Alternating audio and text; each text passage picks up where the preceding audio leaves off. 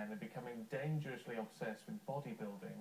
People who suffer from the condition known as muscle dysmorphia believe they're never muscular enough.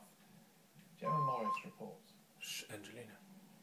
If you don't do this at the gym, you'll know someone who does. And there's nothing wrong with wanting to build muscle, unless it becomes a life-destroying obsession like it did for this man. 20 years ago, Spyk was a Hollywood stuntman, model and bodybuilder, but he felt too small. I just thought I needed to be bigger.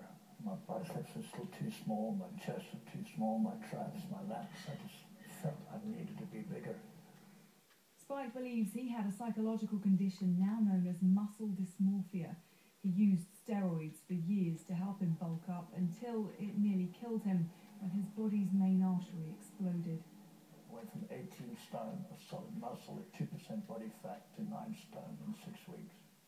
Dr. Stuart Murray, a world expert on muscle dysmorphia, estimates around 1% of the UK population has it, but that can be just a fraction because many don't seek treatment. Over the last 3 decades, we've seen the number of men dissatisfied with their body triple, and we've seen the impact of body dissatisfaction becoming much greater now in males, and there's data suggesting that males would be prepared to sacrifice years of their life for bigger biceps. As a gentleman I was working with who had a broken wrist and continued to train with a broken wrist because the pain of potentially losing muscle far outweighed the pain of training with a broken wrist. One suggestion for the increase in cases is that men are comparing themselves to Adonis-like movie stars.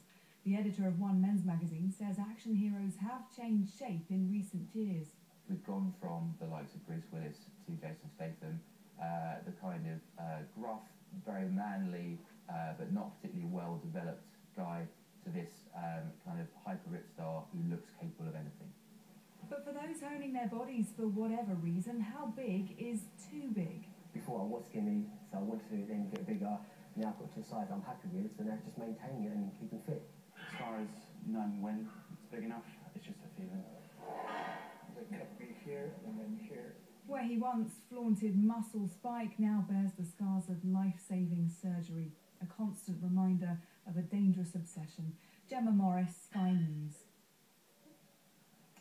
Time for a last look at the inside pages for you this morning with the Deputy Editor of the Express, Michael Booker, and Games journalist Julia Hardy. We'll kick straight off with the inside pages of the Mirror, Michael.